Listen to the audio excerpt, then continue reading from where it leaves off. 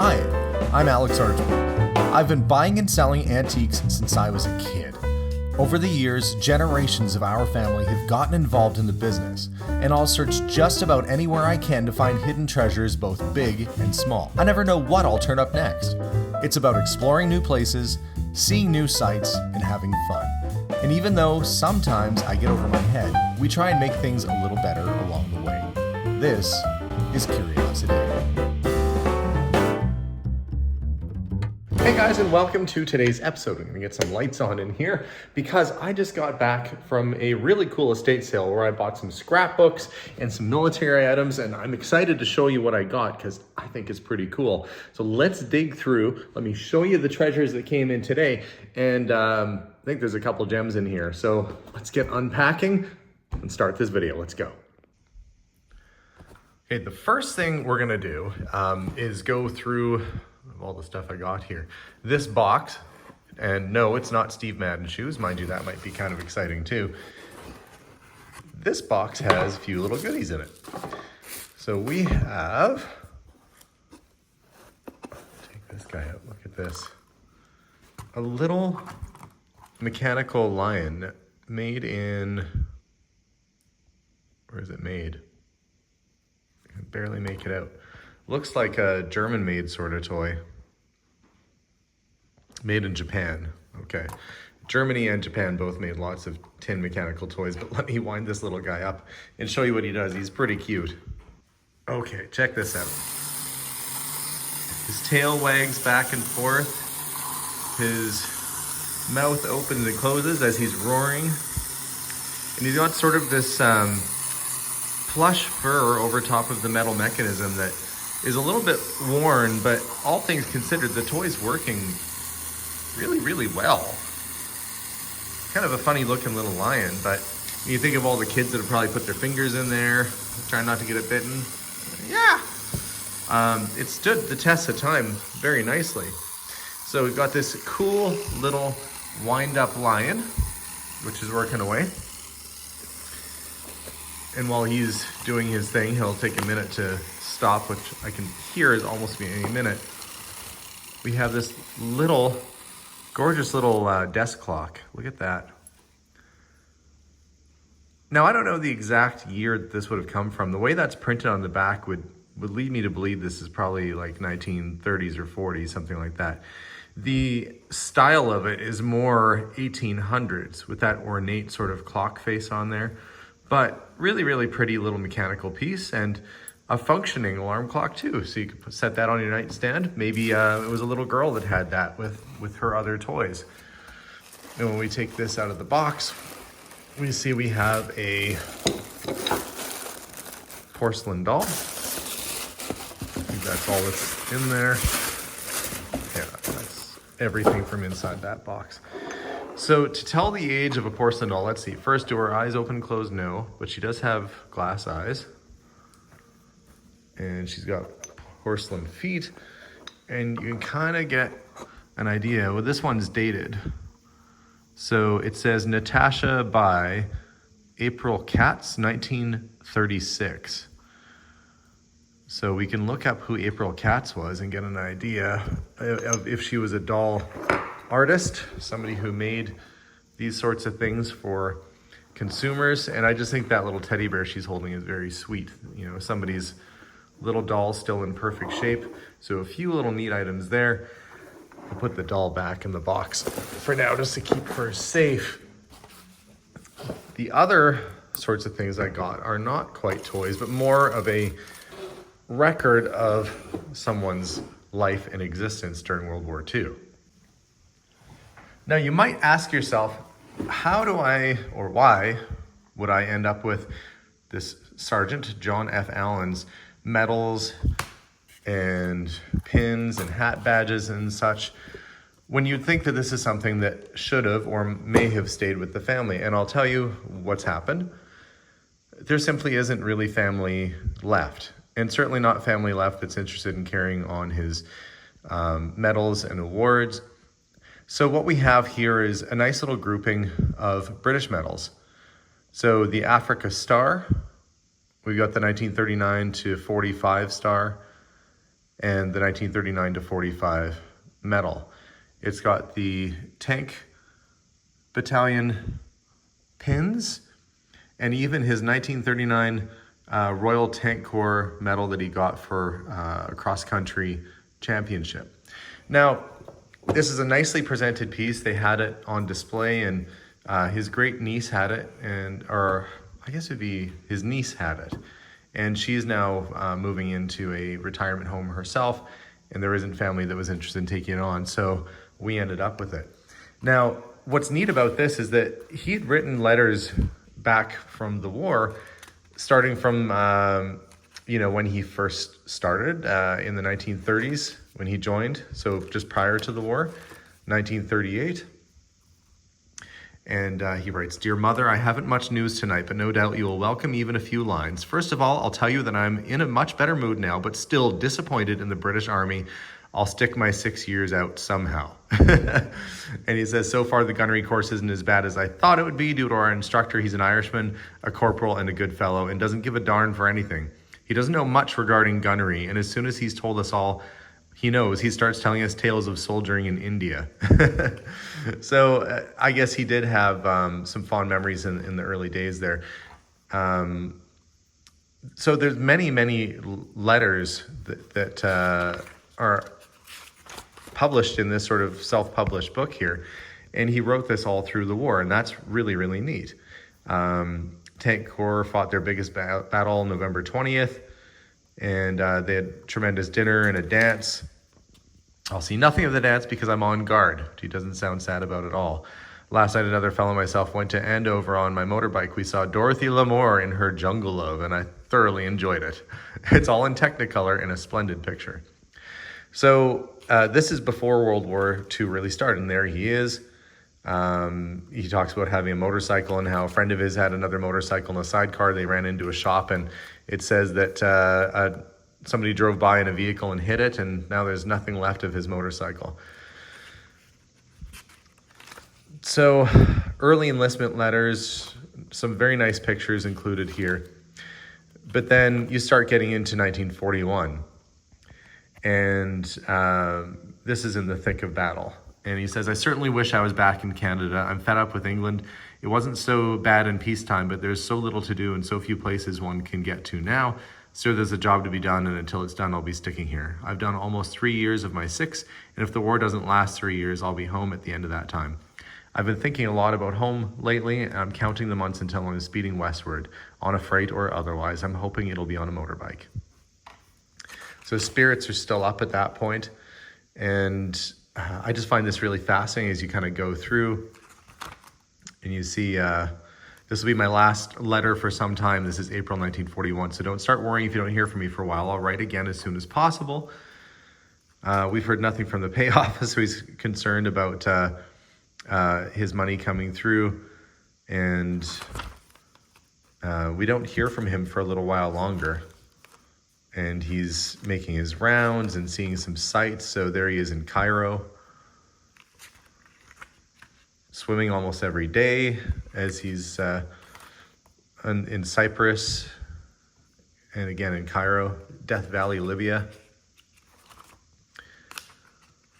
So what's interesting is that you do get later on some stories of the battles themselves. So for only a moment did I forget, for the crashing of shells soon brought me back to reality, sitting on the ridge as we were offered a perfect target and somebody had taken advantage of it. Shells burst all around us, and I was on the point of speeding back to our own lines when I saw a man pop out of a sangar and wave. I thought he was just another IT or Jerry and was going to give him a burst when I noticed he was waving a British tin hat. Apparently I wasn't the only person to see him, for one of our other tanks went over to him and he climbed on the front of the vehicle. I thought no more of the incident and sped back to our lines, firing as I went. On climbing out of my tank, I was greeted by a very excited man, our friend of the ridge. In broken English, he told me he was OP, forward observation officer for the Polish artillery, and walked to the ridge early in the day. And talks of enemy attacks and frontline action. And I just find it so fascinating to read all these, and you kind of get to 1942. Dearest mother, for the second time since I was captured, I'm able to write you. And so he's been captured by the Germans at this point. I hope you're well and free from worry. You're ever in my thoughts these days, and I long the day when you and I are settled in a home together. Oh, for some of your cooking once again. I've missed you and home more than you think. Hope all the family and relatives are well. Please inform them of my predicament, as I won't be able to. All letters or parcels for me can be sent to the above address. If you can afford to send me a small parcel of eats, it would be very welcome. Please don't make it expensive, as it may go astray. Get in touch with the Canadian Red Cross before sending anything. This is important. I'd like to suggest, if possible, things like meat and fish. And please write soon, Mom, and tell the others to do likewise. So he's been imprisoned at this point. And unfortunately, he dies in captivity, 1942. And Buckingham Palace sent the letter. The Queen and I offer you our heartfelt sympathy in your great sorrow. We pray that your country's gratitude for life so nobly given in its service may bring you some measure of consolation. So what we have is basically the complete account of Sergeant Jack Allen's duration of service in the war from 1938 to his service in the Middle East, and I should say in Africa, and right to his capture. And I have his medals. And I really suggested that they try and keep these in the family, but there wasn't, as I said, there wasn't really family to pass them along to. So some of these are his. Some of these are things that I guess they traded or swapped for during his time. Maybe he was in prison and ended up with other people's hat badges. So you see all the people, Egypt, East Lancashire troops, and RAF, and so all these other people, and you wonder what happened to the people associated with all these hat badges and pins that were in his possession. And we have the 10th Canadians with the beaver, all these wonderful hat badges and bits of history. So some really cool stuff to have acquired. So I will certainly try and be a good steward for these and find good homes, good proper homes for all this stuff. But so nice to get the history with these items as well. So I think that's really, really cool. But aside from that, which I thought that was pretty fascinating as it was, we also got these scrapbooks. Now, the scrapbooks came, the lady that owned these had passed, which is often the way I end up with things. And she would write the studios, and she would ask for autographs, or she would ask for pictures, or, just write and say, I'm a big fan. And they would send her these movie stills and sometimes autographed pictures. And so she did this from, the 1940s, 1950s primarily. So you've got all these great, like Susan Hayward, Metro Goldwyn Mayer. Don't know that one would fly today. But all these great sort of, there's Ronald Reagan, look, when he was acting. John Loves Mary, 1948. So Ronald Reagan, the actor, you might remember that line from Back to the Future. Oh, that's because that's what he was. He was an actor. David Niven, Jane Wyman, A Kiss in the Dark. A lot of Mata Hari type pictures at that time. Jimmy Stewart.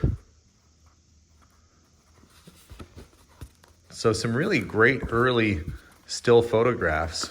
And these would have been sort of given as promotions, usually to the press or to movie theaters. And they would have used these in the lobby or in print to help promote the new movies that were coming out. So she ended up with the pile of these. There's John Wayne, Operation Pacific. And, that's a cool car. What is that? It looks like a Kaiser Darren, I think, if I'm not mistaken. Somebody can correct me if I'm wrong about that. But no, it's got a Continental kit on that. I don't remember the Kaiser Darren having a Continental kit. 1954. What do you guys think? What kind of car is that? You leave it in the comments and we'll see if I was right or wrong. That was my instinct, but I've been known to be wrong about these things before. So some really, really cool pictures in here. But what really struck my interest was when I was going through this book. And this is a book with autographs. So, well, maybe the Marty O'Conlon Trio isn't a super popular one. Who do we have here? Jenny Jackson with Jimmy Durante. Early press photographs and stills. Just really great, cool pictures. There's Charlie Chaplin. It's got to be quite an oldie. Of course, his mustache was just painted on wax, kind of like boot polish in a sense. There we go. Johnny Ray autographed The New Cave Supper Club, 1960, and he signed it. So there's all sorts of great pictures. Tom Selleck. But I don't think that's a real signature. I think that's just printed on the photo. But that would have been like prime Magnum PI. What kind of watch is he wearing? What is that, like I was going to say like a Submariner, but it kind of looks more like a Seiko. Hard to say. And then we get through the book. And you've got, some of these have come out. Lots of great star photos again. There's an autographed Jerry Adams signed. Farewell to Deanna. So we've got lots of pictures, but then there we go. To Joan, that was the lady's name. Best wishes from Betty. So we've got some early, and there's look at this fascinating new singing sensation performs for you, RCA Victor. It's a really early Elvis promotional, both of these really early Elvis Presley promotional pieces. And what does this say? To Joan, best wishes always, the Lancers, Corky bass, the Lancers. So I guess she must have saw that group perform live. It looks like it's signed on both sides. She's glued it in, or has she? Maybe just the top. There we go. Signed on both sides. Oh, there we go. And there's the Lancers there. The Lancers official fan club. So she got their autographs. The McGuire sisters. But all of this said, and all of this quite interesting, Pee Wee King, pretty cool. Hank Snow. Bill Haley and his Comets, really early promotional. So she was getting all kinds of neat promotional stuff sent to her. And all she had to do was write to them. There's Bill Haley and the Comets again, of course, famous for passing on the aircraft with the Big Bopper and Richie Valens. Some more, there's Lionel Barrymore. That's, I think, Drew Barrymore's grandpa or great-grandpa. Ava Gardner, Jane Powell, really early Sammy Davis Jr. when he's got his eye patch on. Lou Costello plays a small-town boy from Cucamonga, California. They sure like to use Cucamonga in old movies, didn't they? I guess it is a pretty fun name to say. So we got all these great autographs. Forrest Tucker, that's actually signed, which is cool. Esther Williams. But what really caught my attention in this book, of all these star signatures and photographs, is that at this time, there's Most Gratefully Doris Day. Lots of really cool pictures, but there's one in here. Oh, look, Elizabeth Taylor. Best wishes, Clark Gable. Some of these are just stamped, not signed. That one's signed. And some of these are just part of the photo, so you have to kind of really have a good look at it. See, there's Jimmy Stewart, and it says it's to her, so it says to Joan, Jimmy Stewart, signed in blue pen during one of his westerns. This one's signed in white. It says to Joan, best wishes, and who is that? Something Laurel? Anybody know which actress that is? It's gonna drive me nuts that I don't know. But I think that's really cool. And that is signed by her. Farley Granger. Rosemary Clooney. Early Elvis promotional photo. So you've got these early sort of press photos mixed in with all these, celebrities. But of all the ones you're gonna hope for in a book like this, you're gonna hope for that.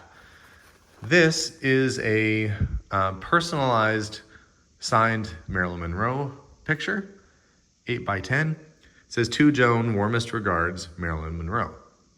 Now, She signed her name in a lot of different ways. Sometimes the Y was a straight line, sometimes it was looped like this. But from what I've read online, the personalized ones like this were often, most always her.